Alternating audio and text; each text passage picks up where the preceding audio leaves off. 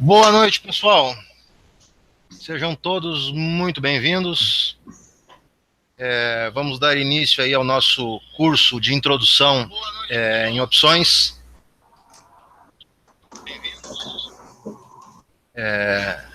Vamos ver quem é que já está com a gente aí. Nosso amigo Carlos Munhoz. Boa noite, Munhoz. Jonathan, Geara, galera do bate-papo aí do Papo de Mercado.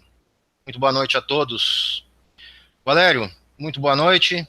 Boa noite a todos. Muito obrigado pela disponibilidade de estar participando com a gente e ter oferecido esse curso gratuito para a galera do Papo de Mercado. É sempre uma satisfação te receber aqui no canal. Tu sabe que a casa é sua, né? É de casa já e manda bem demais, domina o assunto, e foi uma grande satisfação quando a gente conseguiu encaixar aí para fazer esse curso para o pessoal. Eu já vou travar a tela para você aí e você já faz a apresentação e pode começar aí que já estamos no horário em ponto. Beleza. Obrigado, Cristiano. Obrigado, pessoal. Eu entrei em contato aqui com o Papo de Mercado um tempo atrás para a gente fazer um evento, né? O que o pessoal pede? Um cursinho de opções de uma forma diferente, uma forma não tão didática da forma tradicional, mas num bate-papo, como se estivesse contando como se fosse tudo, abrindo espaço para ter perguntas do pessoal que está assistindo, perguntas do Cristiano também, aí ele vai me sinalizar aqui. E o curso, ele vai apresentar praticamente as principais operações do mercado, a principal, a parte teórica principal também, e eu vou comentar muito como na prática a gente usa as opções. Então, serão 4 aulas, 1h30 hoje, 1h30 quinta-feira, no mesmo horário, e na próxima semana, na terça e na quinta. Eu não sei como é que vai ser o desenvolvimento do material, mas eu espero que seja rápido, porque eu queria pelo menos uma aula, ou parte da aula do final, eu poder comentar e dar bastante exemplo prático de como tem no mercado acontecido algumas coisas, quanto a opção é importante. Opção não é só para especulador, é para quem vai proteger carteira. E então tem muito mais utilidade as opções do que tu imagina, e ela não é tão perigosa quanto parece, não. Se tu souber usar, ela é bastante segura. Ok? Cristiano, eu vou compartilhar minha tela aqui. Maravilha, Valério. Só enquanto tu compartilha a tela aí, deixa eu perguntar pro pessoal. Ok. Como é que tá a imagem e som aí, galera? Dá um retorno, por gentileza, só pra gente ver se tá tudo ok. Que aí o Valério já compartilha a tela dele e já dá sequência aí ao treinamento.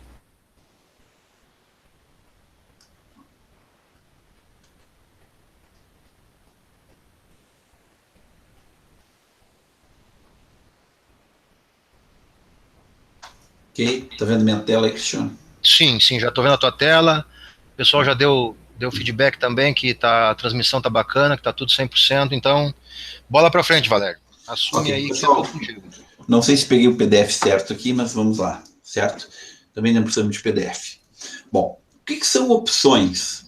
Uma opção é um direito de comprar ou vender uma quantidade específica de um bem ou ativo por um preço pré-fixado em determinada data ou período. Quer dizer, então, que eu posso comprar um direito ou vender para daqui a 1 mês, 20 dias, 2 meses, ou sei lá quando, esse preço ser exercido. Ele pode ser mais para cima ou mais para baixo, né, na grade de preços do mercado. E geralmente, quem entra com operação de compra e venda, ele tenta ou dividir o lucro ou dividir o prejuízo.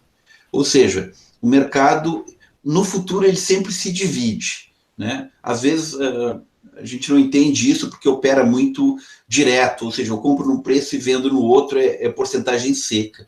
Para o operador de opção, não, ele trabalha de uma forma bem mais diversa. Uh, elas podem ser europeias ou americanas. Então, são dois modelos, conforme é o exercício. A europeia tem a data de vencimento. Então, ontem nós tivemos vencimento de opções aqui no Brasil. Chega na segunda-feira, é a data de vencimento, o mercado já abre bloqueado, até às 13 horas tu pode exercer ou será exercido a tua posição. A americana já é um pouco diferente. Então, quem compra uma opção americana vai pagar um pouco mais por essa opção, ela geralmente é um pouco mais cara, porém, ele tem o direito de exercer a qualquer momento. E para que isso? Por que essa diferença da europeia para a americana? Bom, deixa eu dar um exemplo. Eu compro uma opção europeia e eu quero exercer o papel, porque é uma posição grande, para uma carteira, né? Simplesmente eu não posso ficar negociando opções por ser talvez um clube de investimento ou ser um fundo que não permita isso. Então, na europeia, se o mercado subir muito, o meu direito subir, eu estiver ganhando, e eu não exercer ele, e o mercado voltar todo, eu perdi uma oportunidade excelente no mercado. Se eu comprar uma americana e o mercado subir 2, 3 dias por uma notícia, e sei lá, subiu 15% o papel, e ele pode realizar, e eu quero exercer ele, eu simplesmente digo, exerce a minha posição. Então, esta é a vantagem. Quando tem um movimento grande e tu não pode esperar até o vencimento para voltar a entregar o lucro que tu já teve, né? Esperar o mercado agir contra ti novamente. E essa é a grande diferença da europeia e da americana. Algumas plataformas especificam quais são essas opções, mas geralmente quem faz travas, eu nunca vi problemas técnicos, né? Se tu tem um pouquinho de dinheiro na conta, se tu for exercido, se tu tiver um limite day trade, não vai ter problema, ele vai te exercer e automaticamente tu vai ter que comprar a mercado o papel para repor, ou seja, ficar 0-0 no intraday. Mas aí me pergunto, tá, mas eu não vou ter prejuízo? Não, se tu foi exercido, é porque o mercado correu a teu favor, né? A outra ponta só está protegendo o lucro dela, né, que foi bem maior que o teu, tu também teve um bom lucro. A única questão técnica é você ter alguma pequena margem na corretora que te permita ter esse limite day trade de ser exercido e já comprar a posição e zerar a ponta que ficou negativa. Tem alguma pergunta do pessoal aí sobre europeia e americana? Eu vou, e conforme forem entrando as perguntas, eu vou te interrompendo e a gente vai fazendo esse bate-bola. O Carlos Munhoz, que ele participa com a gente no bate-papo lá no Discord, ele comenta assim: Valério, opero com estratégia de opções há 1 ano e meio mais ou menos, e nunca fui exercido por uma opção americana, é isso mesmo? Exatamente, porém se você tivesse naquele Joesley Day, aquele dia que caiu 20% o mercado, mais ou menos, depois fechou a menos 15 a Petro, a Vale caiu 15 e voltou para o 0-0, se alguém tivesse uma americana na mão, uma put, ele ia exercer. Então, aconteceria o que com essa posição? Você seria exercido, teria que comprar aquele valor, se tivesse vendido, né? E essa pessoa ia ganhar. E tu ia ter que correr atrás do teu prejuízo para liquidar a operação logo, senão ela ia virar em prejuízo. Imagina o mercado voltando 10, 15% no dia e tu ainda ficar pendurado com uma posição em aberta que a corretora exerceu tua. Então, assim, quando acontece um cataclismo do mercado, porque é o que a gente vai dizer, né, um terremoto, é que quem está com a americana vai exercer. Então, naquele dia, se tu tiver vendido numa americana, é meio complicado. Tu vai ganhar, mas a corretora vai te negativar e tu tem que correr atrás para tapar a posição. Se tu tapar a posição, não tem problema. Tu até pode perder alguns centavinhos, mas tu ganhou muito. Agora, se o mercado voltar muito, tu vai entregar todo o teu lucro e talvez mais um pouco para o mercado de volta. Ele comentou aqui, Valério, que ele no dia do Joesley Day, ele estava posicionado com uma estratégia de straddle. Sim, muito boa. Que tava, provavelmente, pela explicação que tu deu, essa estratégia dele provavelmente era com opções europeias. Pode ter sido europeia, pode ter sido americana. Isso não quer dizer que tu possa ter sido exercido, porque às vezes, como a gente diz aqui no Sul, né, Cristiano, a outra ponta pode ter dormido nas palhas, né? Pode. Isso acontece também. E aí, ele fala que estava com opções americanas, então realmente alguém comeu bola e deixou de botar uma grana muito boa no bolso. Qual era o ativo? Qual era o ativo? Acredito que Petro. Bom, então o que acontece? A volatilidade explode muito. Então pode ser que a outra ponta tenha feito uma trava e talvez nem tenha limite na corretora para exercer essa posição. Então simplesmente ele não te exerceu. Isso é possível também. Sim. E bem provável. Dando sequência, o Bruno pergunta quais são os principais riscos das opções. Bom, tem dois tipos de operação: a comprada e a vendida. A posição comprada, você vai pagar uns juros e se, por exemplo, você pagar R$1 numa opção e comprar 1.000 dessas opções, se o mercado ficar parado no exato ponto, se você comprou uma ATM em cima do dinheiro, ou se ele cair, a tua perda, o teu risco é 100% do teu capital. Correto? Porém, a ponta que te vendeu essa opção, né, ela não pode deixar o mercado subir. Então, se o mercado subir 10% e for uma ponta descoberta, o prejuízo dessa ponta descoberta vai ser exponencial e vai quebrar muita gente. Então, assim, muita gente quebra vendendo put descoberta ou vendendo call descoberta. Tá? Então, isso nunca se faz. Nunca se faz uma operação de assimetria negativa, onde tu é tentado com um juro grande, no caso de vender uma posição, porém, o teu prejuízo pode ser exponencial. É melhor tu pagar um juro para o mercado e comprar um movimento, por quê? Porque o preço anda sempre muito mais do que o tempo. Dentro de um prazo, tu sempre vai ser vencedor das posições compradas contra as vendidas. Quem entra em posição vendida, geralmente é banco. E o banco tem uma estratégia e uma estrutura completamente diferente e pode fazer isso. Sem risco, sem maiores riscos. Não, beleza. Bom, direito de compra é a call. Então, por exemplo, se eu comprar uma call, vou botar assim, um ativo está R$50. E eu vou lá e pago R$1 para exercer ele a R$50. Se o mercado subiu para R$60 até o vencimento, poxa, eu paguei R$1, que foi os juros, e ganhei os outros 9. Quer dizer o quê? Eu fiz 900% em porcentagem. Se o mercado cair, eu perco 100%, ou seja, ele está numa simetria positiva. Quem te vendeu essa call vai deixar de ter aquele lucro. Geralmente ele tem um papel. E se ele está descoberto, ele pode até quebrar. Ok?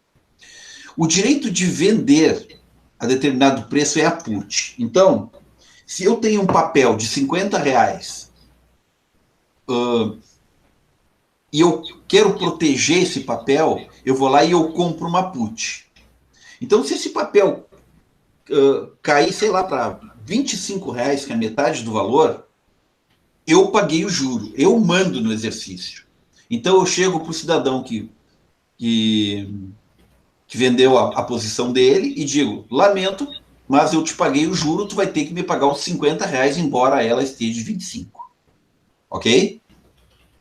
Feito. Então, opções, sendo call ou put, né, sendo direito de comprar ou direito de vender o ativo, sempre quando você entrar no book, se for a seco, seja sempre na posição comprada, tanto como em call como em put. Nunca na posição vendida. A única posição vendida que você pode se tiver coberto numa trava, porque você tem somente a diferença, como a gente vai ver mais adiante. Alguma pergunta sobre exemplos ou alguma coisa de call e put? Não, por enquanto tranquilo. Pessoal começando a chegar. Chegou a Kelly. Boa noite, Kelly. Meu amigo Júlio Chartoni, boa noite. Júlio. Pode seguir, Valério. Tá tudo sob controle. Regra de formação de código. Então, dentro do Brasil, aqui nós temos os 4 primeiros dígitos, que é para o ativo. Aqui no caso eu botei a Vale. Nós temos o 5º dígito, é a letra do mês, que refere-se ao mês. E depois um valor próximo ao exercício, que seria os 2 últimos números. Geralmente, quando é R$30, R$31, R$32, ele leva esse número, mas isso não é certo, tá? Daqui a pouco, uma corretora, um operador pode pedir para a bolsa abrir um código novo, num strike novo. Então, a nomenclatura dele não vai seguir uma regra de número corrido como é no mercado americano, geralmente, tá? Então é um pouquinho confuso. A gente não fala, geralmente, o nome da opção, a gente fala o exercício. Fica muito mais fácil procurar em qualquer lista qual exercício que ele está na sequência e tu vai direto. Se tu falar o nome dele por letra, tu vai ficar procurando de um em um, perdendo tempo e te atrapalhando. Entendido? Perfeito, perfeito. Nós temos também opções de índice futuro, tá? Eu só posso falar mais adiante e dar um exemplo para vocês. Alguma pergunta sobre a forma de letra? Não, tranquilo, tranquilo. Tranquilo. Às vezes aparece uma pequena diferença de nome ali, mas tem uma referência que eu vou comentar mais adiante, tá? Que é o mais básico, né? O trivial. Bom, o vencimento ocorre na 3ª segunda-feira do mês. Se for feriado, aí é na terça. Nessa data, as opções estão sob bloqueio de exercício, ou seja, você não pode comprar e vender opções nesse dia. Ainda no leilão de abertura você consegue fazer alguma coisa, tá? O numeral se refere ao valor aproximado do exercício em reais. Então, por exemplo, ali, ó, como está no exemplo, vale K20, seria o exercício 20.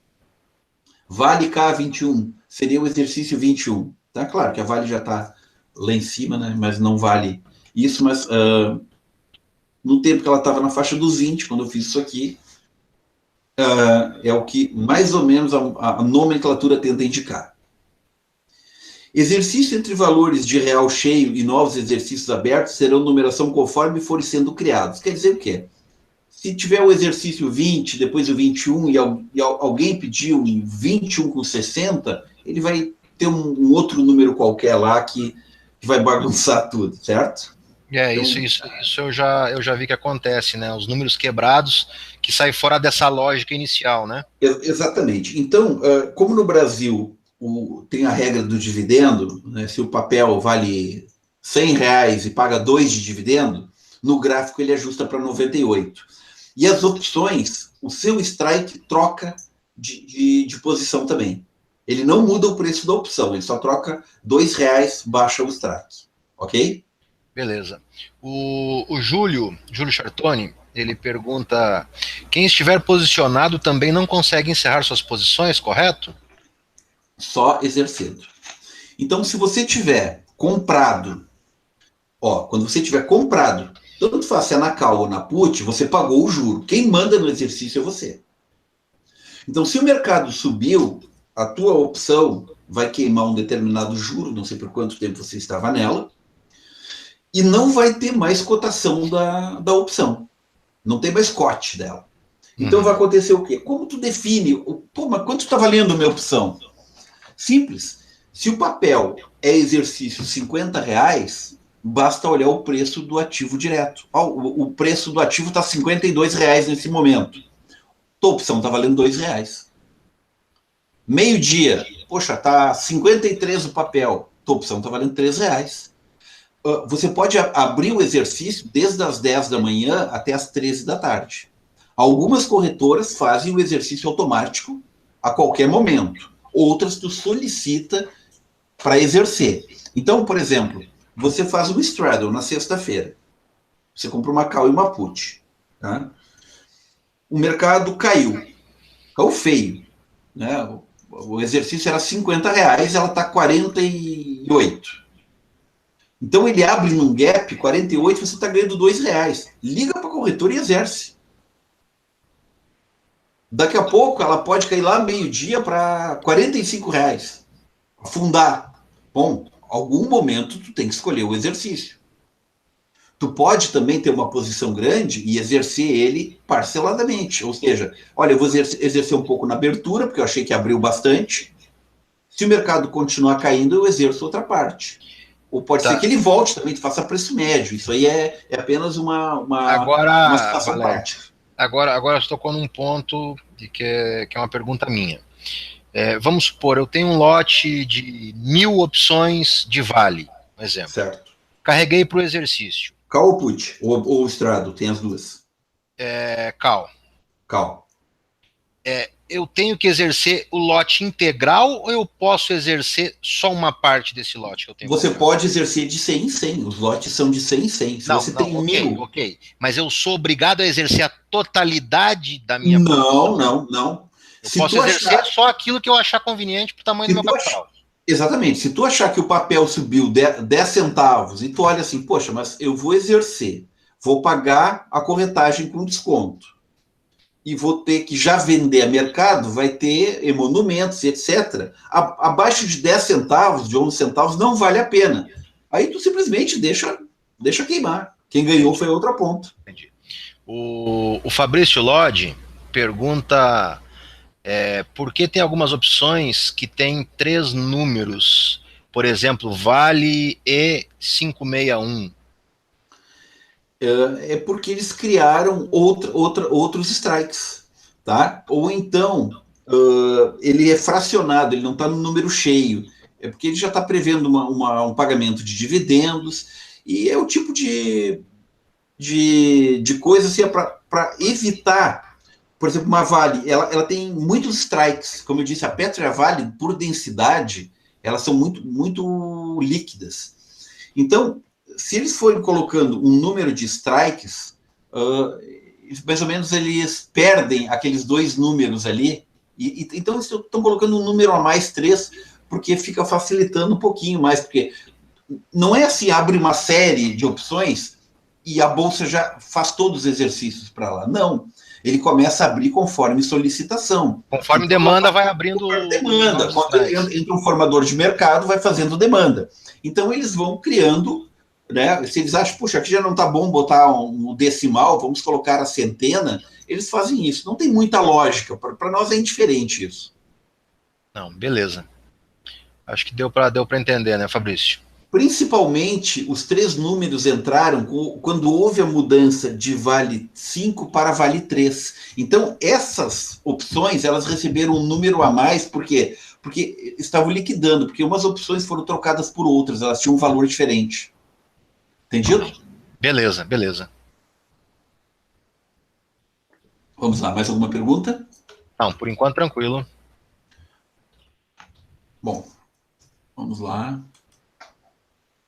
Tabela de séries de opções. Temos a call e a put. Então segue o alfabeto.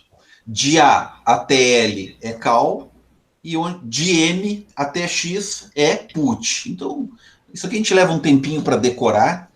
Tá? Eu vou dizer assim, ó, isso aqui não é obrigatório. Eu não sei a letra e o mês de cor. Né? A gente acaba pegando por experiência isso depois. Principalmente porque na FlexCan isso já é separado. Call e put estão completamente separadas. Tá? Então, esse código aqui é por identificação mesmo. Né? A gente não precisa gravar isso. Né? Apenas é o conceito de formação de séries de opções. Tá? Isso eu ia falar. Todas as plataformas, né, até o Profit, Trade, todas elas já têm, né,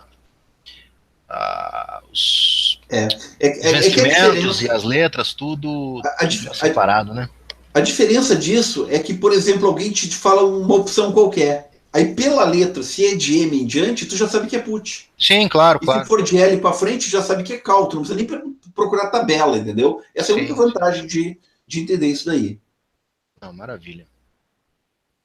Moneyness. Isso é dentro do dinheiro, sobre o dinheiro, fora do dinheiro.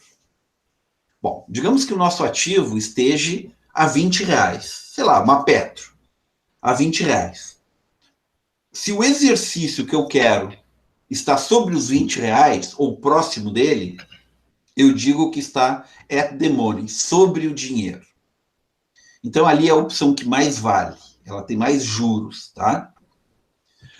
Se eu tenho a cotação do papel a 20 e eu quero uma opção a 19, essa opção está mais dentro do dinheiro. Então, ela vai ter R$1, que é um valor intrínseco dela, né? E os outros 50 centavos apenas serão o juro. Vendo que, olha aqui, ó, quanto mais ITM tiver uma opção, menor vai ser o juro dela. Quanto mais OTM para cima tiver uma opção, ó, notem isso, menor vai ser o juro dela, porém maior vai ser a diferença de preço. A soma dos dois dá um valor muito alto. Mas o que é juro, o que é taxa, e o que é distância de cotação é distância de cotação. Tem que saber muito bem essa diferença. Tem muita gente que confunde isso, acha que é a mesma coisa. Correto? Aqui, o gama age em cima disso aqui, tá? O gama e o delta, são as gregas que depois eu vou explicar. Então, se você quer muita explosão de ganho, por exemplo, olha, eu acho que essa Petro vai explodir para cima do preço, tá? Mas você tem assim, ó, um ponto gráfico lá em R$24. Você não vai comprar a opção de 20, você vai comprar uma acima, onde o preço vai cruzar, ela vai explodir na exponencial. Então, aí você acaba comprando aquelas opções mais baratas, onde dá aquele ganho absurdo, né? Você pode fazer travas também. Porém, a opção mais dentro do dinheiro, ela não vai andar tanto, porque ela tem muito valor intrínseco e ela não acompanha essa explosão, que é o gama que a gente vai ver depois. Muitas pessoas fazem o lançamento coberto aqui em cima do dinheiro. Outros querem se proteger mais, fazem dentro do dinheiro com uma taxa menor. Outros que não querem entregar o papel de forma nenhuma e pensam da seguinte forma: olha, esse papel eu vou levar para 20 anos à frente, não interessa o quanto ele suba, o quanto ele caia, eu vou pegar os dividendos dele, eu vou comprando mais papel com o dinheiro que eu consigo injetar, mas lá em cima, 15% para cima, onde acho que ele não vai chegar, eu vou vender uma opção de 10 centavos para me remunerar mais. Aí pega assim, poxa, uma opção de um papel de R$40, eu vendendo uma opção de 10 centavos, é 0,25 a mais todo mês dessa carteira. É um pequeno acréscimo, onde provavelmente ele não vai entregar o papel. E se o papel subiu até lá e ele entregar, ele já fez um rendimento enorme. Então, assim, ó, opções, elas são usadas para cada caso. Tem gente que aceita que o papel caia porque não está nem aí para isso. Outros estão colando a proteção nele porque não querem que caia nada. E mesmo assim ainda pode ser perigoso. Então, assim, ó, depende da tua perspectiva temporal de ficar com o papel e o que tu quer de rentabilização dele. Tu quer que ele caia para te injetar mais dinheiro e fazer preço médio com o tempo? Tu quer ganhar os dividendos? Ótimo, tu está dentro de uma estratégia. Não interessa se o papel sair de 50 for para 10, depois subir de novo. A tua estratégia é outra, ok? Não, perfeito. Alguma pergunta disso aí? Com base nessa explicação de agora, o Fabrício pergunta: como avaliar então se uma opção está cara ou barata? Pela volatilidade. A volatilidade eu mostro para vocês das próximas aulas, tá? Para a gente passar um pouquinho para a parte prática. E a volatilidade vai ser a hora que eu falar sobre a Black-Scholes, que é a calculadora que faz a precificação. Então, aí eu posso dar exemplos práticos para vocês na plataforma e vou dizer, olha, aqui essa opção está cara, aqui essa opção está barata. E tudo é relativo, tá? Tudo muito relativo. O cálculo da Black-Scholes, às vezes, não acompanha cálculos de estratégia de mercado. O Fabrício, a gente já trabalha junto com um tempo com opções, tá? Ele é bem monitorado. Então, ele já entende um pouco mais essa parte aí, o que é taxa fixa e o que é taxa variável. Então, assim, ó, mercado de opções, a Black-Scholes é uma calculadora que faz determinado trabalho. Mas o mercado tem outras regras também.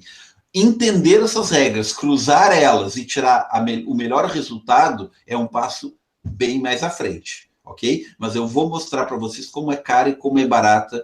Na próxima aula, provavelmente, essa relação, ok? Beleza. Passa adiante aqui.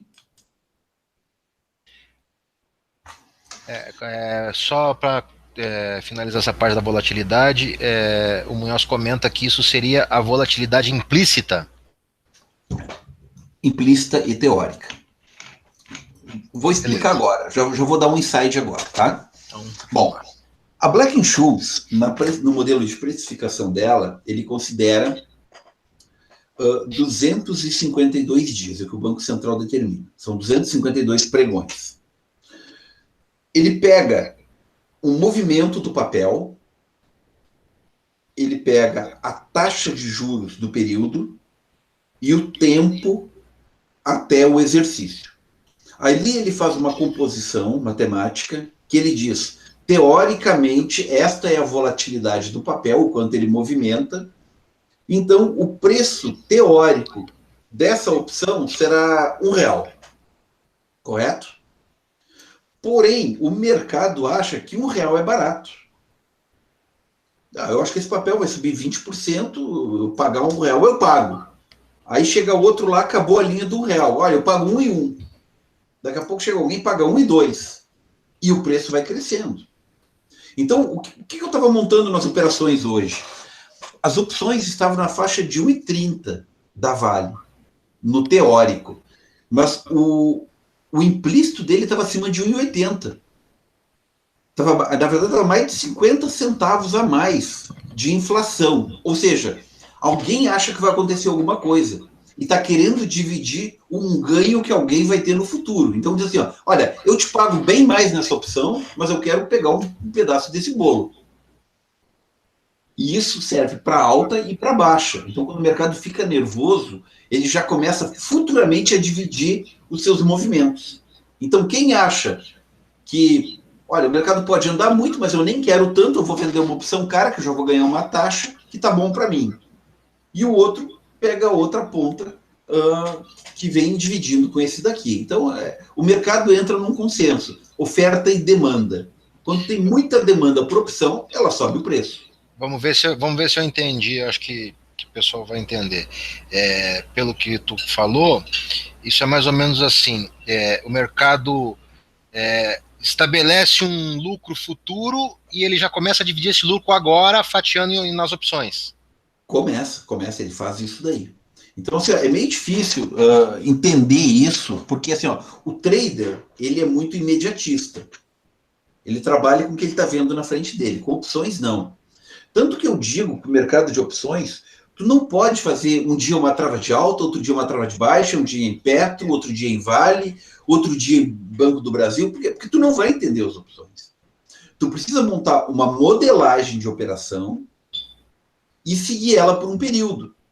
Aí tu vai pegar a tua fatia da distribuição desse lucro, desse movimento. Porque se o mercado vai subir 50% no ano ou cair 50%, quem está na ponta compradora ou quem está na ponta vendedora, talvez nem esteja interessado em 50%, talvez esteja interessado em apenas 20% e está dividindo a outra parte. Ou seja, ele não quer tomar um risco total para ter um ganho grande. Ele aceita um risco pequeno para uma taxa condizente com o que ele está trabalhando. Um fundo, um fundo multimercado, um fundo de pensão, uma asset. Eu não sei quem é o operador que está lá, são tantos, né? Então, daqui a pouco, uma opção, ela dispara porque entrou um fundo multimercado. O fundo de pensão não faz isso. Então, o mercado é muito amplo, muito grande. E, às vezes, o mercado ele cria uma volatilidade implícita, que alguém entrou comprando tudo que dava, quando terminou o seu dinheiro de comprar, o preço caiu, mas ele está posicionado. Só que ele tinha pressa de entrar no mercado. Sim, ele tinha um lote X e tinha que comprar naquele momento para fechar uma posição, e aí não importa o preço, ele tem que entrar comprando e limpando o book. Exatamente. Então, assim, se ele acha que se vai acontecer um evento, as ordens funcionam da seguinte forma. O estrategista da asset ou do fundo, ele emite uma ordem para a mesa. Essa mesa tem um tempo de executar essa operação. Então, muitas vezes, ele ainda dá uma ordem, olha, a volatilidade pode passar de 30 para 40 que eu aceito. Porque o que eu estou pagando a mais, eu entendo que o meu movimento em 2 meses, ele vai suprir isso muito mais, mas eu quero estar posicionado agora. Então nós temos ondas implícitas, tá? Não é só um valor implícito constante. Ele pode ser negativo. Hoje, por exemplo, a Petro está muito mais barato de comprar uma call e uma put no implícito que no teórico. E olha o que aconteceu de notícia hoje com ela, no meio do pregão. Né? Saiu uma nota da Moody's aí, dizendo sobre o mercado de petróleo no Brasil que estava muito bom. Ela deu uma puxada, depois voltou um pouquinho. Mas o valor implícito disparou no momento. Tanto que eu estava montando uma operação estruturada, eu botei ela 8 centavos de spread a meu favor e ele montou toda a operação. Eu vi que ela deu uma boa puxada, né? Exatamente. Então ela deu elasticidade, subiu 10 centavos, eu deixei, não, vou deixar. Daqui a pouco o mercado vai entrar vai começar a perder referência, né? Porque o gama de uma opção explodiu muito. E eu deixei lá. Saiu 1% da minha posição, daqui a pouco saiu outros 99 numa tacada. Sim. Então, esses valores implícitos, essa volatilidade, isso é tudo muito variável. Ele tem onda durante o dia, tem uma onda que vai até o vencimento, depois tem uma onda que pode durar entre 2 e 3 vencimentos, depende. Depende da volatilidade do papel e de algumas expectativas, e também de algumas referências numéricas de taxa. Não tem nada a ver com a taxa da call e da put e a taxa do mercado. São taxas referenciais sobre o papel. Ok? Não, beleza. Agora, por que, se é que é verdade, por que normalmente na abertura do pregão as opções dão uma puxada mais forte? Isso é verdade. Eu já vou explicar o porquê. O que faz ela dar essa puxada na abertura? Vamos lá. O mercado tem uma determinada liquidez, tá? E vou dizer assim, ó, os grandes tubarões do mercado, né, quem tem volume, em opções, se pegar todo o mercado, pessoa física do Brasil, ele não é comparavelmente gigante, mas ele também exerce uma certa influência. Então, grande parte dos operadores, tem gente que opera bem pesado, de manhã cedo acha que o mercado vai andar para algum lado. Quem acha que o mercado vai andar para cima, compra call. Quem acha que o mercado vai andar para baixo, compra put. Então vai acontecer o quê? Vai criar um valor implícito um pouco mais alto. Então, eu acho que a Petro, a Vale, vai andar R$2 hoje. Se eu estou comprando uma opção de R$1, eu pagar 1,2, 1,3, 1,5, 1,10, para mim não faz muita diferença. Né? Quem vai fazer na put também.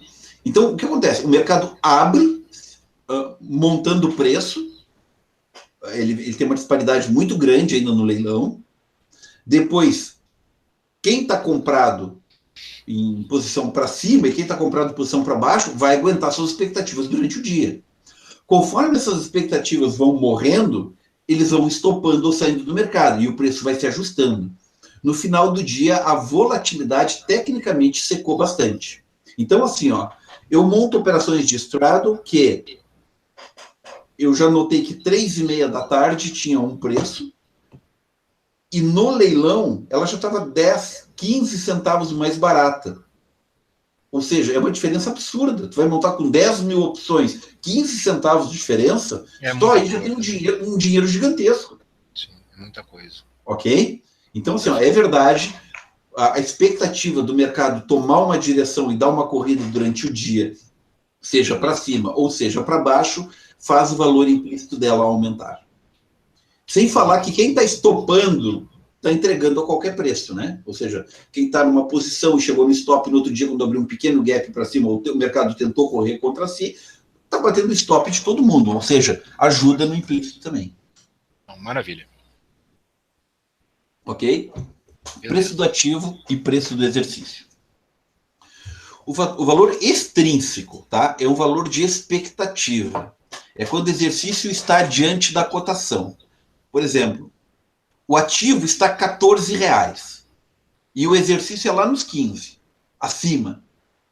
Tá? Então, eu tenho esse esse R$ 1 de distância mais os juros é um valor todo que praticamente ainda não existe no mercado. Tá? Se o ativo ficar parado os R$ 14, esses R$ 1 de extrínseco mais os 50 centavos de prêmio de taxa, né? Ou seja, até compor 1,50 da opção, do 15 até 1,50, que é R$ 1 extrínseco e 50 centavos de juros, o mercado vai morrer todo. É tudo expectativa. Por isso que eu digo, nunca é taxa única. Uma é o valor extrínseco até o exercício e o outro é a taxa que está embutida, tem que separar. Quando o preço do exercício está abaixo da cotação, aí é o valor intrínseco. Tá? Isso aqui praticamente a gente não usa na prática isso aqui muito, né? Isso aqui é teoria. Na prática a gente está sempre em operação expansiva. Quando o exercício é nos 15 e o valor do ativo está acima, essa opção ela é bem mais cara. Então aqui eu botei que o juro é mais barato. Então eu tenho R$ 1 que é intrínseco e R$ 1 que fica fora dele, mais uma taxa pequena. Então assim, essa parte teórica aqui, quando tu for montar operações práticas, tá? Ele não interessa muito. Porque a estratégia do mercado de opções não é nunca trabalhar dentro do dinheiro. É sempre para o lado da expansão do preço. Então, quando tu trabalhar com muita teoria e dentro do dinheiro, tu está na contramão de operar opções. Eu sei que muita gente vai dizer que isso é absurdo, mas a prática vai superar a teoria. Sim, na prática, tu vai buscar sempre aquela perspectiva de um preço futuro. Exatamente. Então, todas as operações que eu monto, pode perguntar para o Fabrício aí, é tudo do ponto da cotação adiante, para o OTM. E tanto é prova disso, que se tu pegar o mercado de flexíveis, que são as opções que não estão aqui nesse book, mas estão num outro balcão, onde tem muito mais liquidez que aqui, inclusive para 6 meses, 1 ano à frente, tá? Aí tu precisa de uma formadora de mercado. Se tu pegar, olha, eu quero comprar uma opção no dinheiro para daqui a 1 ano. Não tem. Tem lá para 10% para cima, lá no OTM. E put, a put tem lá para 10% para baixo no OTM. Não, tu não encontra próximo à zona sobre o dinheiro. Não existe, porque não tem lógica a operação. Então, sempre se opera opções da forma correta mesmo, do ponto do preço do papel em direção ao OTM da call, ao OTM da put. Claro que muita gente não vai gostar disso aqui que eu estou falando, mas eu te garanto que eles nem fazem operação. Não, beleza. Certo? Alguma pergunta sobre isso aí? Não, por enquanto tudo tranquilo. O pessoal disse que está tudo bacana. Ok, pessoal? Então assim, já vou ensinando técnicas para vocês. Ah, mas eu gosto de fazer uma trava de alta lá dentro do dinheiro. Mas tu tá numa simetria negativa, tu tá para ganhar pouco e tomar uma lambada grande. A tua assimetria tem que ser sempre positiva em opções. Tu fazer lançamento coberto, trava de alta ITM e outras coisas, é tudo simetria negativa. Tu tá contra a probabilidade da matemática, ok? Beleza.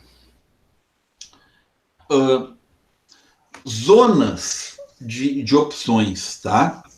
Então, eu separei aqui, isso aqui foi um gráfico quando a Vale estava lá abaixo de R$7, tá?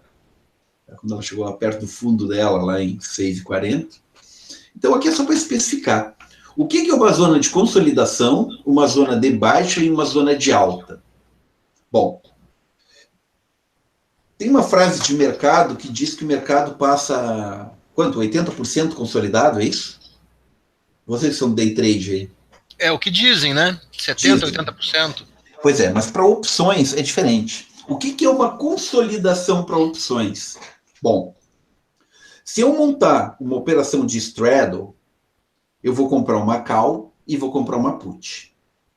E se eu pagar na call 5% do valor do papel e na put 4%, quer dizer que eu tenho uma amplitude de 9%. Então, enquanto esse papel não sair do meio, ele está numa consolidação, que é a queima das duas opções ATM, referenciais. Tá? Quando ele romper a call dentro do fator de tempo para cima, ele perdeu a consolidação, ele já está na zona de alta. E quando perder a put para baixo, ele está na consideração da zona de baixo. Então, assim, ó, o mercado de opções ele é muito flexível. A cada mês ele vai ter uma amplitude. Ele pode subir lentamente nessa amplitude, 5%, todo mês, sem sair da consolidação. Ela é inclinada. Ou pode descer 4%, que é a taxa da put, mais ou menos, a atual volatilidade, inclinado. Então, eu posso pegar 10 meses um papel dentro daquela taxa, se modificando, e ele é considerado consolidação. Embora no outro papel à vista, seja considerado que teve um rompimento de topo ou um rompimento de fundo. Eles são conceitos completamente diferentes do mercado à vista, onde tu só tem preço, contra o mercado de preço e tempo, que é a XY. Ok? Perfeito. Alguma pergunta daí? Não, aqui tá tranquilo. Bom, aqui demonstra um desenho simples, né? Se você tem uma call comprada, você botou R$1.000 nela, tudo que caiu o papel, você perdeu só os R$1.000. Porém, o que ela subir, tu ganha exponencialmente. Certo? Isso na call comprada. Se tu tiver na call vendida, tu tá com papel. Então, se tu vende uma call para ganhar 5% de taxa no lançamento coberto, tudo que o papel subir, não interessa se ele subir 100%, tu vai ganhar só os 5%.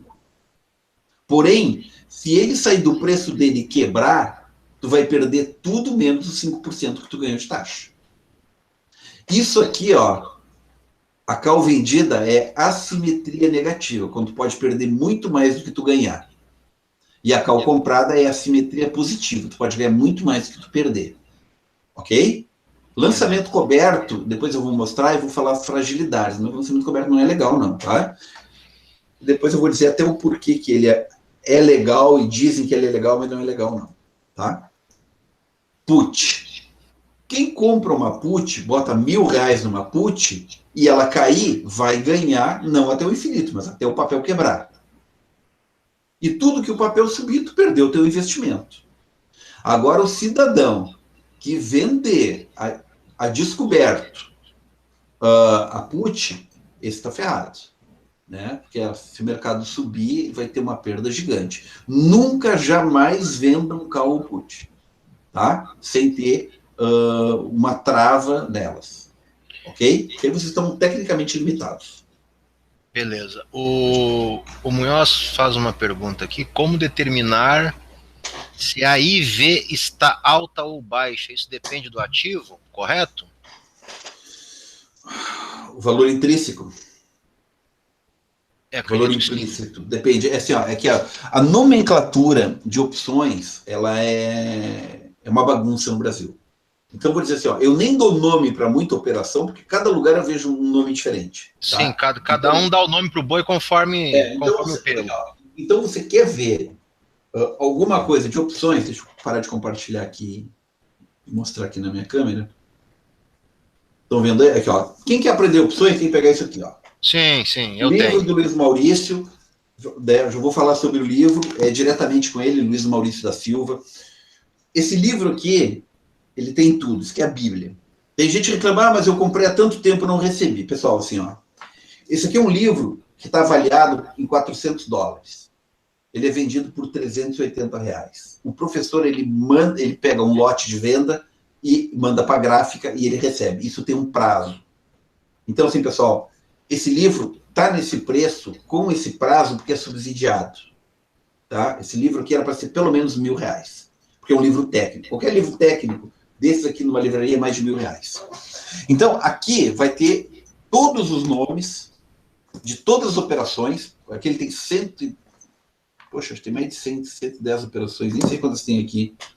Eu até tenho que ver quantas operações tem nesse livro novo, que ele botou algumas de risco zero. Tem então, muita coisa, cara. Depois eu dou uma olhada nos nomes aqui de algumas operações, tá? E falo para vocês, tá? Eu vou trabalhar aqui as mais simples. A gente não precisa fazer operação muito complexa no mercado. As operações mais complexas a gente faz aqui para valores bem maiores. Por quê? Porque O risco dele não pode ultrapassar um determinado valor financeiro, né? Você sabe que tu perder 10% em R$ 1.000 é uma coisa, agora tu perder 10% em R$ 1.000.000 é uma bem diferente, né? Então, essa é a situação. Bom, vou falar aqui sobre o modelo Black & Scholes. Esse livro do Luiz Maurício é a Black & Scholes e as estratégias. A Black & Scholes... Valério, só um minutinho. Diga. O Munhoz especificou ali. A pergunta era como saber se a volatilidade implícita está alta ou baixa. Bom, tecnicamente falando, existem indicadores de volatilidade. Tá? Os indicadores de volatilidade, por exemplo, no mercado americano tem o VIX, né? E o VIX, inclusive, é negociado na bolsa. Né? Tem um código lá que se negocia VIX também. A volatilidade média de um banco ou de um índice tende a ser mais baixa. Uma empresa de commodities tende a ser mais alta. Uma volatilidade de 30%, 35% é algo bem normal. Uma volatilidade que passa 40%, 45% é alta, e uma volatilidade que baixa para 30% é considerado baixa. Ela nunca vai cair muito a volatilidade. Nunca. A tendência é aumentar. É dar picos de alta, bem acima da média, voltar. Quando ela volta, ela cai pouquinha coisa abaixo da média. Isso quer dizer o quê? Como representa isso uma opção teórica contra uma opção, um valor implícito? Digamos que o valor teórico é R$1. Tu até pode ter essa opção caída para 90, 85 centavos numa volatilidade baixa. Perdeu 10, 15 centavos, 10, 15%. Mas a implícita alta, ela pode ir para a estratosfera. Eu vou dar um exemplo aqui de quando foi 2014, quando foi o segundo turno de eleições, e estava aquele impasse da Petrobras, aumenta a gasolina, não aumenta, ela com o caixa arrebentado. Então, chegava o final de semana, eu indicava os straddles. E o pessoal ia ganhando dinheiro. Vou straddle de sexta-feira para segunda, né, vão ganhar tanto, vão ganhar 15, 20, 30, 40%. Só que a volatilidade foi aumentando. E quando chegou para o segundo turno, eu falei para o pessoal, já não está valendo mais a pena fazer straddle, porque da última vez já não valeu tanto, deu lucro, mas já foi mais baixo. Não façam straddles para o segundo turno, o resultado final do segundo turno, que não vale a pena. A volatilidade disparou na última semana. Quer dizer o quê? Se eu não me engano, desculpem se eu errar as cotações, mas eu acho que a Petro estava R$18 e eu vi gente pagando R$1 no strike de R$30. Ou seja, o valor implícito lá, o teórico, sei lá, deveria estar 2 centavos. Os caras estavam pagando quantas vezes mais? 50 vezes mais. É como tu pegar uma opção de R$1 e ela for para R$50. Então, assim, ela não tem limite de altura, né? Mas tem limite de piso. Entendido? Beleza. Ele respondeu que ficou claro. Ficou claro, né? Então, assim, a volatilidade... Deixa eu falar sobre o Wesley Day, né? O dia da delação. O cálculo da Black & Scholes, ele pega a cotação do mercado. O dia que a Petro disparou na queda, esse cálculo mudou toda a Black & Scholes. Então, se tu tivesse, um dia antes da delação, uma opção que o valor teórico é R$1 e o implícito estava 1,10, depois daquela puxada para baixo, a calculadora se formulou toda e lá onde deveria estar R$1 o teórico estava 2 e o implícito estava 3. Então, tem que prestar muita atenção nisso. Se o mercado vem caindo e ele afunda, ele faz uma aceleração exponencial no cálculo. Se o mercado está caindo e ele sobe, ou ele está subindo e ele cai, ele não entende como somatória, ele entende como débito também. Então, a volatilidade reage muito diferente conforme a posição gráfica anterior que vinha fazendo a composição matemática. Ok? Ok. A composição matemática e a intensidade do movimento, né? A velocidade... Sim, a velocidade com que se dá esse movimento é que bagunça...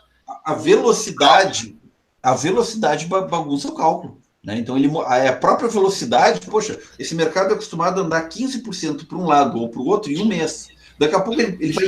Em um dia, ele movimenta 20%. Sim, sim. Então, ele ganha um peso muito diferente. Perfeito. Certo? Perfeito. Bom, a Black-Scholes é uma forma de precificação de opções, né? Então, ela analisa o preço, o preço do ativo, o preço do exercício, o tempo e a volatilidade. E ele também tem a taxa de juros do mercado. Então, por que a call é sempre não, quase sempre mais cara do que a put? Nós não temos a inflação e a taxa de juros que precifica o mercado para cima? Temos. Nós não temos o infinito que vai para cima? Por exemplo, um papel de R$10. Se ele perdeu R$10, ele quebrou. Ele só perdeu 10. Mas se ele subir para 100, ele não subiu 10 vezes mais, ele tem uma exponencial. Ele pode ir para o infinito. Então, os efeitos dessa matemática, eles são um pouquinho precificados na call também. Então, a call custa sempre mais cara que a put.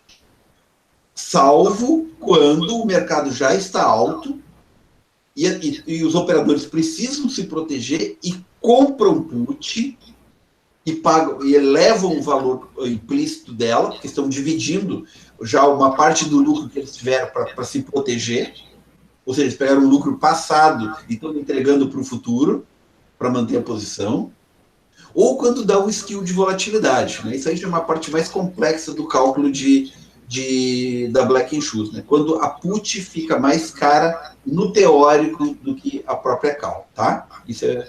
O skill, ele não tem muita tradução, cara. Aqui no mercado a gente fala qualquer disparidade dessa de volatilidade entre o strike e uma série, ou o teórico e o implícito, como skill, ok? Pelo menos é o meu entendimento de skill. Pode ser que outros professores tenham outros entendimentos mais completos que o meu, tá? Alguma pergunta? Não, por enquanto tranquilo. O pessoal tá bem quieto, deve estar todo mundo prestando bastante atenção. Ou não está entendendo nada. Né? Ou não está entendendo nada. Bom, mas eu digo assim, tu ensinar opções batendo um papo é muito mais legal, porque assim, eu com o meu pessoal, a gente acaba trocando mais informação e fica muito mais legal quando a gente está numa mesa de boteco. Né? Então pode perguntar para o pessoal aí que já me conhece, né, que se encontra em São Paulo, que a gente acaba virando uma aula. Sempre a cervejinha acaba virando uma aula. E acaba rendendo mais do que uma aula teórica. Né? Isso eu posso confirmar, porque a gente tem a sala de bate-papo lá no Discord, né, que a gente passa o pregão inteiro lá, trocando ideia e se ajudando. E realmente, cara, é um aprendizado fenomenal, né? A gente passa contando piada, dando risada, tirando sarro um do outro, mas dá um resultado prático muito bom, cara, porque é uma coisa descontraída, não tem aquela coisa engessada de um curso, é uma sala, então a coisa funciona muito melhor. Exatamente. Então eu consigo, junto com as perguntas de vocês, encaixar exemplos, o exemplo mostra muito bem na prática o que acontece. Certo? Beleza. Bom, a fórmula Black-Scholes está aqui, elas têm umas variações, tem Gauss, tem modelo Mertron, né? Mas assim, ó, a fórmula Black-Scholes não é algo exato, tá? Ela é uma aproximação da precificação. Por quê? Porque assim como ela usa 252 dias, um operador pode modificar ela para pegar o trimestre. Entendeu? Ele pegar uma precificação de quanto ele acha justo um cálculo pela volatilidade trimestral. Semestral, né? Sim, depende. Conforme o prazo que ele estabelecer, ele pode pegar um período de volatilidade mais alta ou mais baixa. Exatamente. Daqui a pouco tu olha uma Black-Scholes, 252 dias, e tu acha, poxa, mas esse implícito aqui está muito alto, e o teórico também, né? Mas daqui a pouco ele está no trimestre e está pegando aquela movimentação, ele está sabendo muito melhor, opa, agora é muito melhor eu fazer operação vendida, né? Claro, com uma tendência a mais para venda, ou seja, a estrutura, do que por uma compra. Ou daqui a pouco ele acha que a volatilidade momentânea do trimestre está muito baixa comparado com a média inteira, e ele entra numa operação comprada te pagando muito mais dinheiro e tomando a mercado. Aí tu acha assim, poxa, mas esse cara aqui está me pagando muito nesse implícito. Esse cara é tão louco pagar isso. Mas na estrutura do cara, matemática, ele está pagando justo. Entendeu? Sim, perfeito. Bom. O pessoal está pedindo para eu providenciar para a próxima aula, Valério. Tá lá uma tecla SAP. Eu nem sei para que serve essa tecla. É aquela tecla da televisão que transforma a fala em legenda, para traduzir o que tu está falando. Não, pessoal, mas pega e pergunta aí, pessoal. É que... Não, o pessoal tá sacaneando, Não, Então, assim, pessoal, a Black Shoes é uma aproximação. Mas qual tu me indica para ser a melhor que eu quero ganhar dos outros? Cara, se tu vai pegar uma precificação que o mercado, tu bota uma opção lá, olha, a 5% ou a 6%, tanto faz, porque tu não sabe se o mercado vai a 4% ou a 7%. Não interessa muito isso. Tu tem que ter uma margem de flexibilidade. Então, mais vale a estrutura que tu vai montar conforme a volatilidade. Poxa, a volatilidade está muito alta. Eu não vou entrar comprado. Hoje eu falei para todo mundo, ninguém entra comprado em Vale. Operação bidirecional em Vale, está muito cara. Monta uma posição maior em Petro. Deixa secar essa operação, deixa matar quem tiver que morrer, e depois a gente monta outra. Né? O dinheiro está lá na renda fixa mesmo. A gente só cria mercado sintético. Então, pessoal, tudo é uma aproximação. E melhor ainda, porque a gente não sabe onde o mercado vai. Então ele já borra isso aí tudo e fica tudo legal, né? Não tem muita... Tu tem que... vou estudar um monte de teoria, eu vou pegar uma fórmula, eu vou descobrir como funciona essa fórmula, que eu vou pular na frente do outro. Cara, tu não vai pular na frente de ninguém, cara. É aquela coisa, o santo grau não existe, né? Não existe. Eu também tomo stop. Eu também perco. Então, assim, entre ganhos e perdas, tá? Se tu montar uma operação, tu vai pegar uma fatia dessa distribuição, que é um mercado gigantesco, tá? Quando tu perder, a perda não pode ferir a tua carteira, que não interfira depois quando tu ganhar, que ultrapasse o ganho que tu deveria ter. Então, assim, por exemplo, existe dentro do mercado um risco. Se eu estiver abaixo desse risco, eu não tenho desempenho suficiente. E se eu estiver acima, eu começo a abrir janelas que, em tais situações, se o mercado seguir aquilo, eu não vou ter um desempenho tão bom quando o mercado voltar. Eu vou ficar abaixo do risco ideal. Então, claro, isso é uma coisa bem mais complexa, mas vale a informação para vocês. Tá? Então, isso aqui sempre ajuda para que lado vocês vão direcionar o estudo de vocês.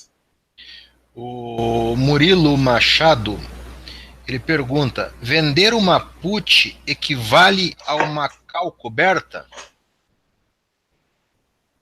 Não, equivale ao suicídio. Tá? Não, equivale ao suicídio. Tá? Então, assim, a call coberta, ela tem que ter um papel alugado. Tá? Mas assim, não busquem operações difíceis. É o melhor caminho para quebrar a cara. Tá? Não busquem operações difíceis. Operações com papel alugado, que a gente vai fazer inversão. Cara, isso te complica tanto a vida, te complica tanto a declaração de imposto de renda. Cara, não tem lógica. Resumindo, o menos é mais. O menos é muito mais. Se eu contar para vocês qual é a operação ideal do mercado, tu vai dizer, mas é só isso? Sim, é só isso. Tu pode usar com 100 mil. Que tu aguenta. Agora, tu aguenta com 1 milhão? Não aguento. Né? Então, assim, pessoal, operações ITM, assimetria negativa. Operações papel alugado, opção invertendo essa posição, né, fazendo delta hedge, cara, é assimetria negativa financeira, ou seja, no caso da confusão. Cara, não tem nada novo ali que tu vai fazer. Tu vai fazer a mesma coisa pelo jeito mais complicado. Aqui a gente monta operações, poxa, são uns milhões de operações. Não tem nada disso. É puro, é seco, assim, ó.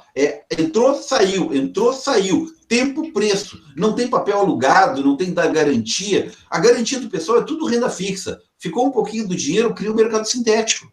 Deu. Sabe? E o desempenho é excelente. E quando o mercado está contra nós, que o mercado para, a gente pode até perder um mês, dois, mas ele ficou tão represado no stop dos comprados e dos BTC, que quando ele explodir, ele nos entrega a perda e mais um pouco. Então, assim, ó, não inventem, cara, que não vale a pena. Né? Eu digo assim, ó, é um amadorismo tentando buscar uma coisa sofisticada. Isso não existe.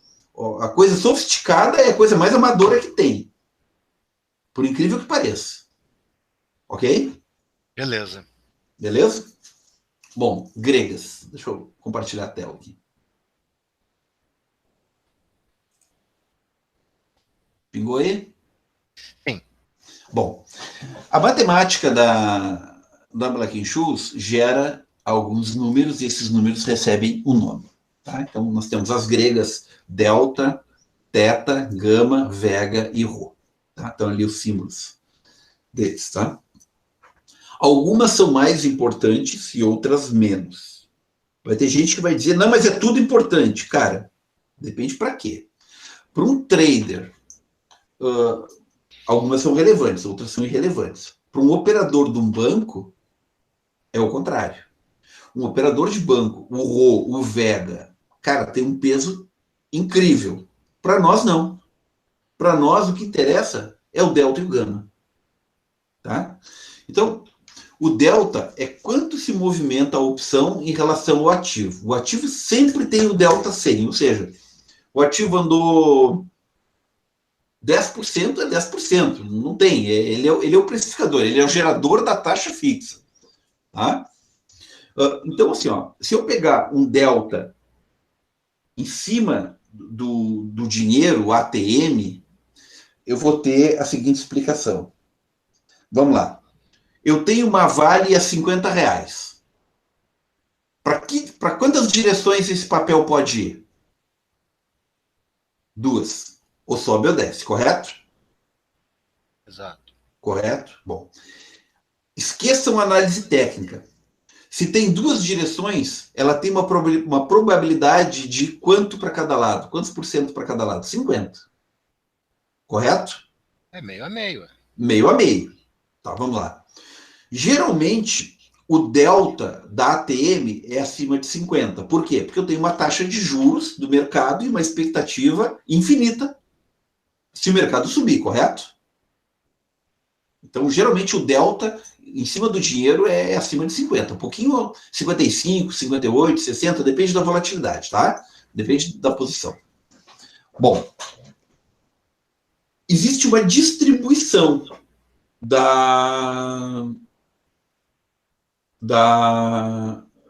do mercado. Então, esse mercado, ele quer dizer o quê?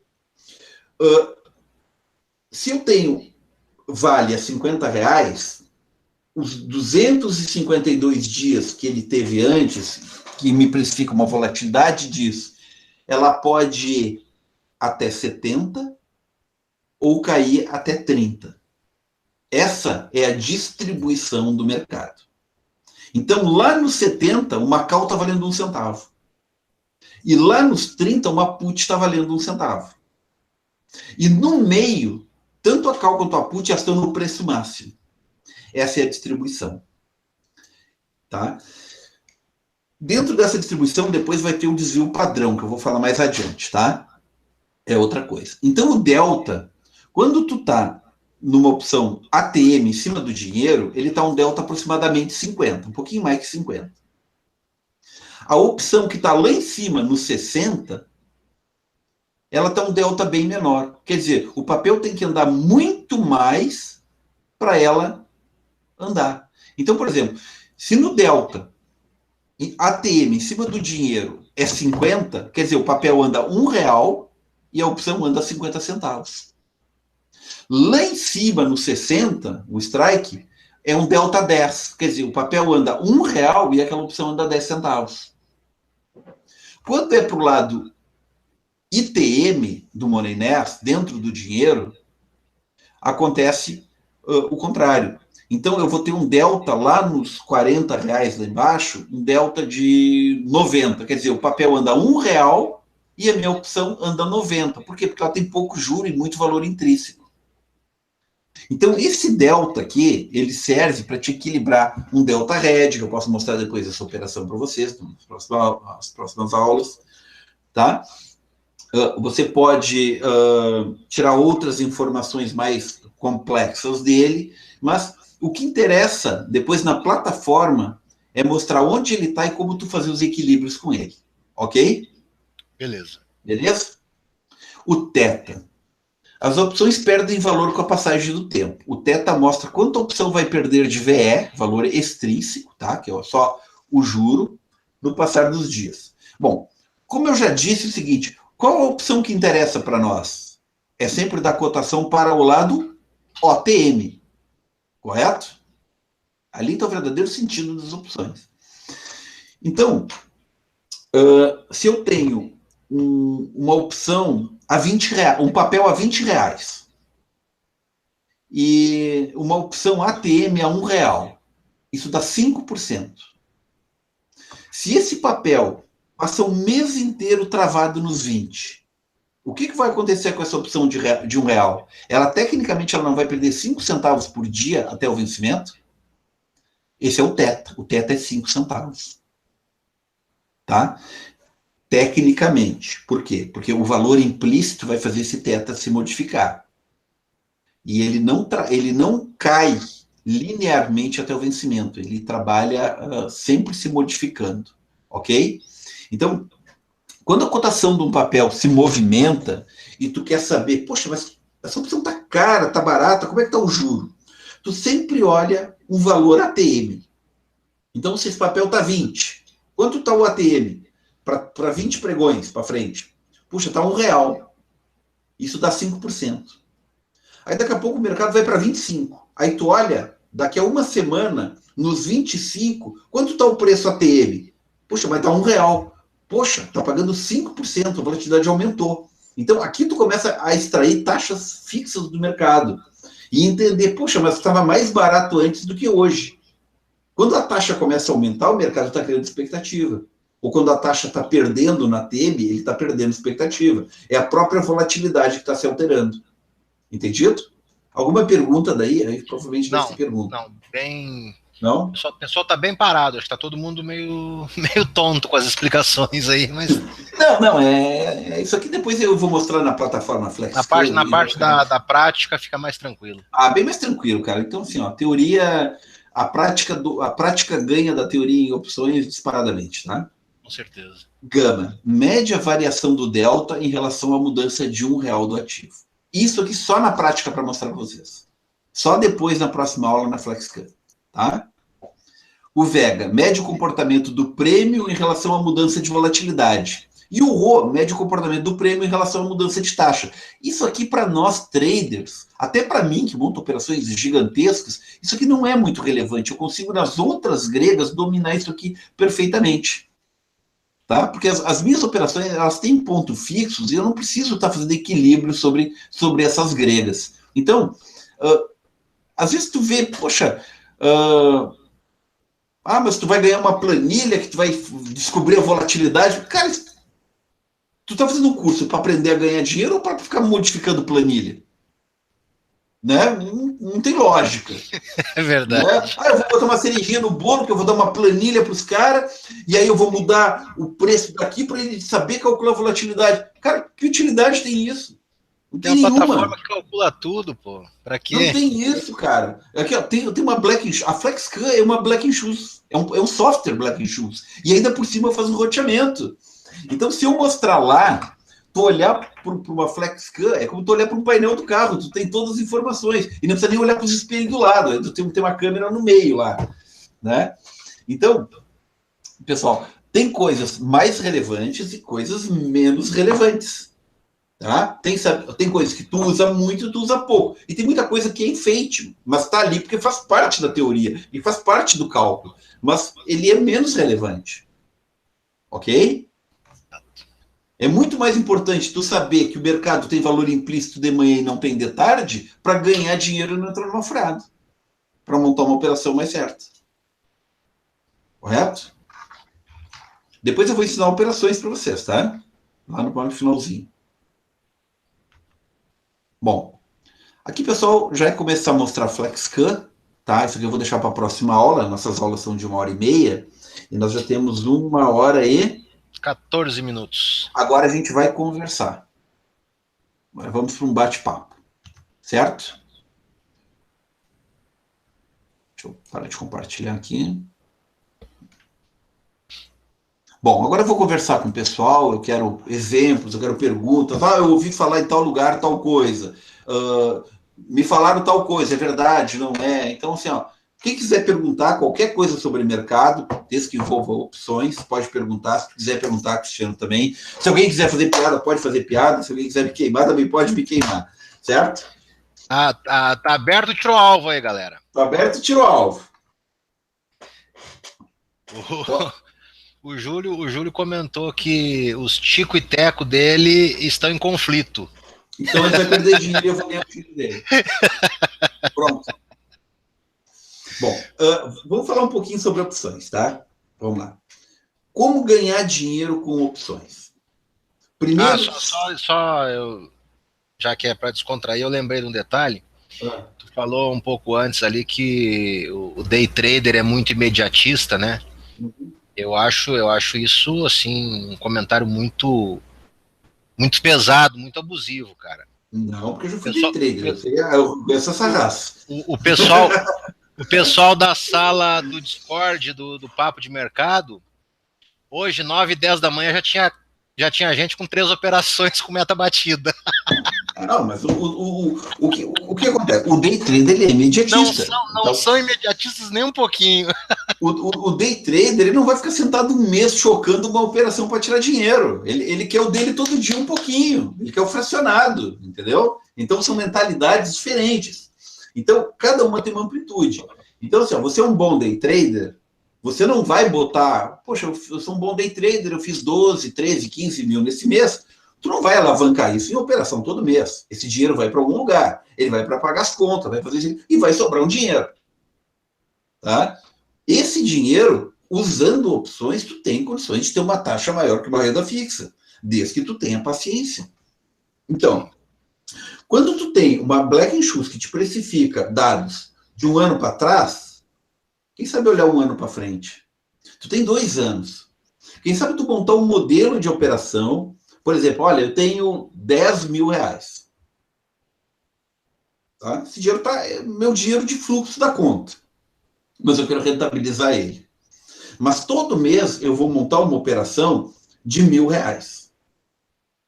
Se essa operação de R$1.000, eventualmente uma ou 2 operaçõezinhas, me der prejuízo, ele não vai afetar os meus 10 mil e nem o quanto tu aporta de dinheiro. Porém, no longo prazo, tu vai acertar muito mais do que tu vai errar. E quando tu acertar, tu acerta muito mais da amplitude do ganho do que na perda. É só fazer a operação certa. Então, quando tu pensa no longo prazo, poxa, eu vou trabalhar em opções. Quanto dá para ganhar em opções na média de um ano? 10% por mês é um valor ruim? Não é. Não, nunca, né? Não é. O pessoal acordou agora, Valério. Tá. Temos aí o Ricardo Geara e o Bregalda, eles fazem basicamente a mesma pergunta. Sim. Posso operar opções pelo gráfico das opções? Não. Não, por quê? Porque a opção, ela queima o teta, certo? Então, se tu botar 2 gráficos do lado um do outro, tu pegar 5 minutos da Petro e 5 minutos de uma opção, quando tu acha que a opção ela está rompendo contra o topo anterior dela, né, lá no papel, o papel já rompeu. Então tu vai perder o ponto. Então tu precisa operar opções olhando o gráfico do papel. Entendido? Perfeito. Porque os topos são diferentes. Se tu olhar só a opção pelo topo, o último topo da opção, tu vai estar errado.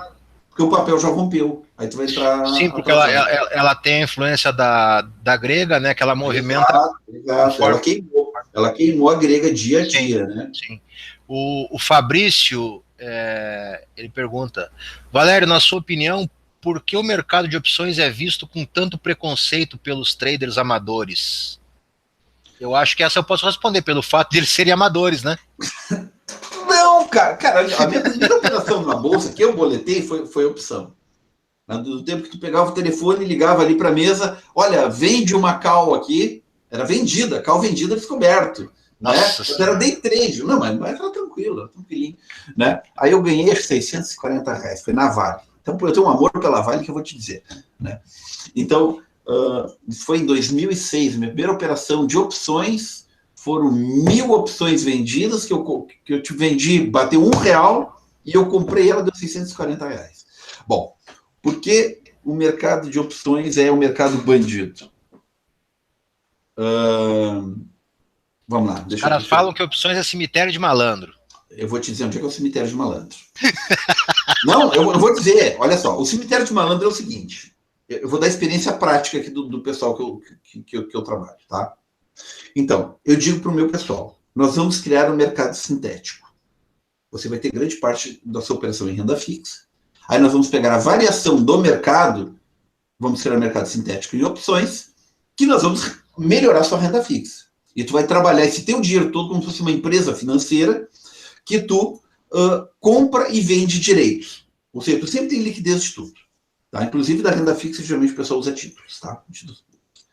Bom, se tu olhar dentro de um prazo, uma operação que eu uso lá uma média de R$30 mil, tá? Sobre 1 milhão, digamos, deu 3%. Tá? O cara ganhou mais 30 mil. Tá? Aí ele olha assim, cara, mas se tu usou 30 mil e tu fez mais 30, isso são 100%. Por que em vez de fazer com 30 mil, a gente já não faz com 100 de uma vez? Aí que está o cemitério de malandro. Ele quer passar a perna nele mesmo. Entendeu? Então, quer tirar de um bolso e botar no outro. Mas ele aguenta perder 100 pau no mês? 10% da carteira dele? Não. Mas 30 mil ele aguenta. Porque ele sabe que no outro mês que o mercado trancou, ele vai tomar isso de volta. Agora, 100 mil, ele não vai dormir de noite. Ele vai querer desistir de tudo. Entendeu? Sim. Então, assim, ó, o cemitério de malandro tá, tu vender call descoberto, tu vender put descoberto, tu tentar inventar operação milagrosa com papel vendido, tá? Tu tentar fazer delta red vendido, onde tu vai dar um gap e te arrebentar ao meio, porque ele te acredita dinheiro em vez de te debitar, tá? Tu ultrapassar a medida de risco, lembra que eu falei? Existe o risco máximo que tu pode chegar. A partir daí, não quer dizer que tu vai tomar ferro. Pode ser que tu pegue uma sequência de ganho absurdo. Mas ele abriu janelas que, se correr para aquele lado do mercado, ele vai começar a te pesar e não sei se tu vai ter financeiro para aguentar, mas talvez tu não tenha psicológico. Porque mais cedo ou mais tarde ele começa a te entregar de volta. Mas antes dele te entregar de volta, é capaz de tu te entregar. Sim, o cara não aguenta a pressão, né? Não aguenta a pressão. E assim,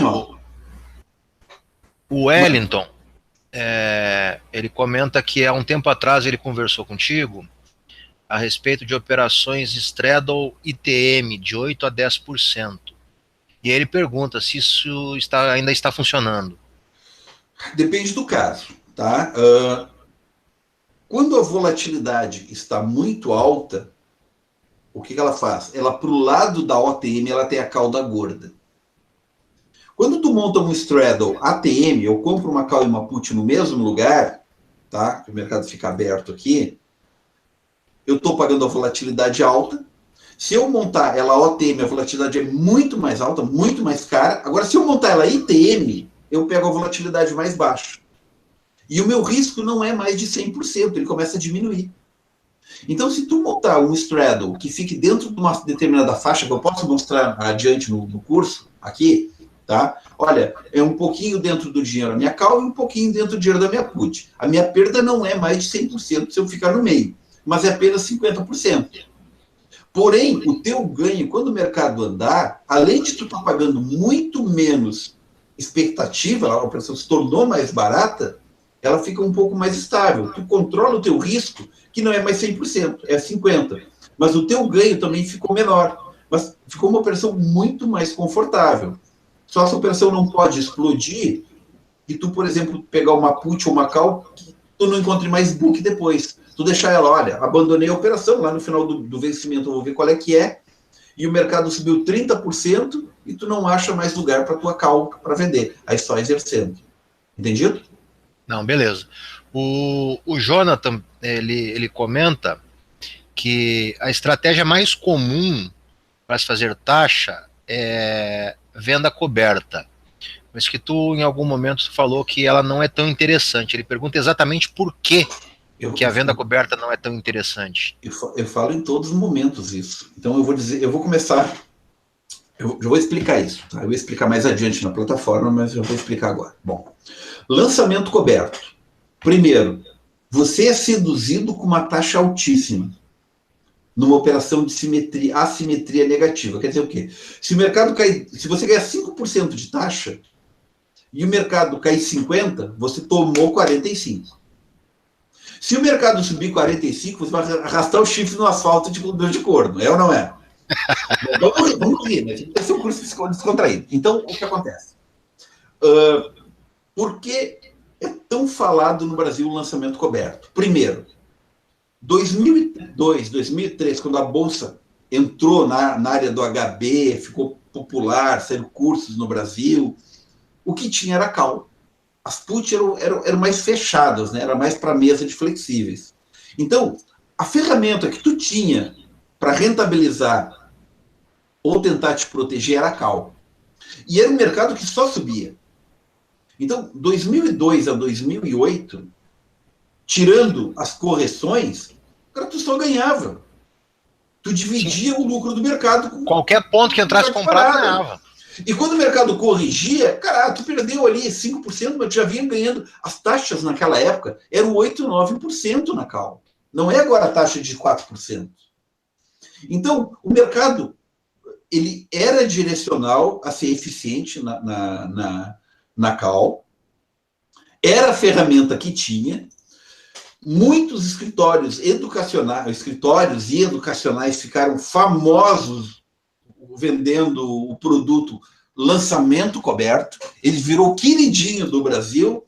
Aí chegou 2008, tá aí. E aí a coberta ficou curta, os pés ficou de fora. Não, aí os pés ficaram de fora, meu. Tem gente que perdeu os pés. Então, de lá para cá, principalmente 2010, a put se popularizou. E graças a Deus que se popularizou, né? Ela teve liquidez. O formador de mercado entrou mais nessa operação. Então, vou dar um exemplo. Tu vende uma call, faz um lançamento coberto, R$50. Vou normalizar o mercado.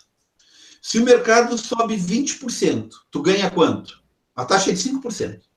Tu ganha quanto? 5%. Tá? O mercado subiu 20%, tu ganhou 5%. Lá em cima, tu tá feliz da vida. Poxa, eu ganhei 5%, eu sou o cara. Lá em cima, tu lança e ganha mais 5%. E o mercado afunda 20%. Tu perdeu 15%. O mercado voltou para o mesmo lugar. Quanto está negativo? Está 10% negativo. E o mercado está no mesmo lugar. Agora o mercado cai 20%. Tu ganhou taxa. Ou seja, tu está 15% ferrado. Aí tu lança de novo, ganha mais 5%. E o mercado volta para o preço original. Tu ganha quanto? Mais 5%. E o mercado voltou ao preço original. Tu está perdendo 10%, correto? Sim, está sempre perdendo. Agora tu compra uma put, que não vai custar os 5%, vai custar um pouco menos, por causa de todas as relações da Black Shoes. Tu paga 4%, ok? Para te proteger. O mercado cai 20%. Quanto tu perdeu? Os 4% de taxa. Aí lá embaixo tu compra outra put. E o mercado sobe mais 20%, mas ele não vai subir 20%, ele vai subir 25% para voltar para o preço original. Tu pagou 4%. Quantos por cento tu ganhou? Tu ganhou 21%. E se eu fizer para cima e para baixo, se eu normalizar a matemática do mercado, eu vou descobrir a simetria negativa e a simetria positiva. Então tu compara uma call vendida com papel e uma put comprada, tu vai ver, poxa, mas os caras estão me seduzindo com 5% de taxa, 10 vezes maior do que a renda fixa, e eu tô achando que eu tô pagando papel de trouxa comprando uma put. Cara, eu faço isso o resto da vida, comprar put.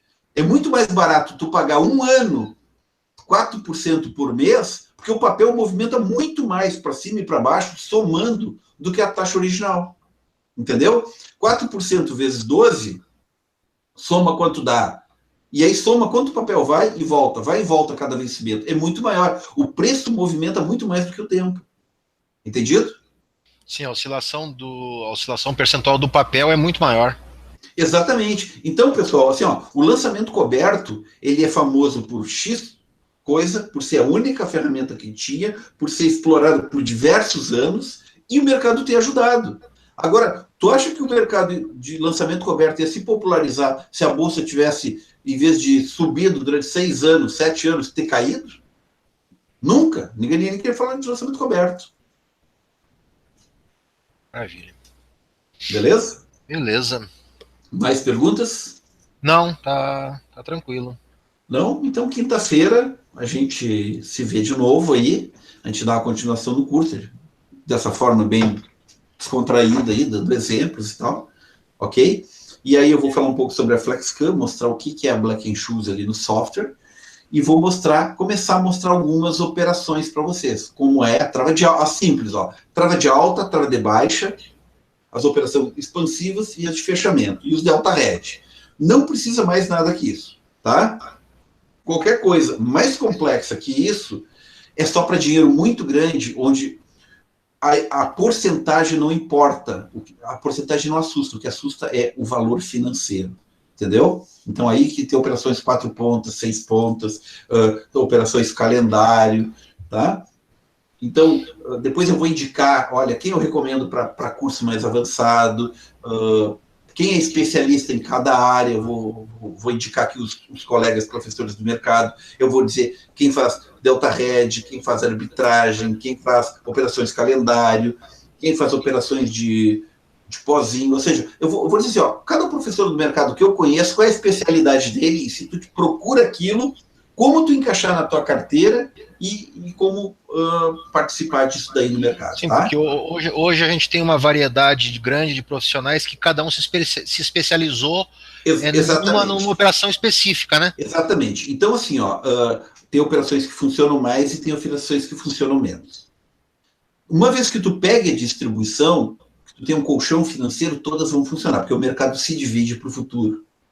Tá? Ele divide para o futuro o lucro que ele teve no passado, ou vice-versa, dependendo da situação, porque são muitos operadores. Mas opções é uma divisão de preço e tempo e taxa. Tá? Então, se tu souber te encaixar nisso, tu pega a tua fatia do mercado. Né? Tu só não pode ter um olho muito grande, que aí um cemitério, né? Sim, aí é ali, né? É ali. Não, beleza. Tá? Valério, fechamos o nosso tempo. Okay. Queria mais uma vez te agradecer pela disponibilidade. Foi bem bacana. Tivemos aí um pico com 20 pessoas online. O pessoal perguntou, interagiu bastante. Não tinha combinado contigo isso, mas eu vou me dar o direito de colocar para o pessoal. Pessoal, quem tiver dúvidas, perguntas, que quiserem durante amanhã ou até para a próxima semana ir mandando por e-mail, acessem lá o Facebook do Papo de Mercado, deixem alguma pergunta lá, ou no próprio vídeo que vai ficar, que eu vou organizando as perguntas para o Valério ir respondendo nas outras aulas. E aproveitar também, agradecer a presença de todos. Acho que foi bem bacana, e a gente conta com a presença novamente na quinta-feira para a segunda aula. Exatamente. Aí eu vou começar a falar da FlexCam e mostrar como é a Black-Scholes no software, e já vou começar a mostrar alguns modelos de operação. E vou dizer, olha, essa operação é mais eficiente desta forma. Para você que é um pequeno especulador, olha, eu quero botar R$500 por mês lá para ver o que dá. O que tu me aconselha? Vou te dizer. Olha, eu tenho um X dinheiro aqui em papel, como eu faço para proteger, para melhorar a minha condição? Então, eu vou dar a métrica para cada uma, tá? Para cada uma das operações. Se vocês têm dúvida quanto a operações assim de outros professores também, olha, pô, fiquei com uma dúvida sobre tal operação de tal professor, poderia me ajudar, já que tu usa a FlexCut, que é a Black Shoes mesmo? Como eu posso aprimorar o conhecimento? O que tentou me passar que talvez eu não tenha entendido? Ok? Não, maravilha. Beleza? Ficamos combinados dessa forma, então. Mais uma vez agradeço o Valério, agradeço a todos que tiraram essa 1h30 para participar com a gente. E quinta-feira, às 19 horas em ponto, estamos aí para a segunda aula. Pessoal, muito boa noite. Valério, boa noite, obrigado. Fiquem todos com Deus. Boa noite, muito obrigado. Até quinta-feira.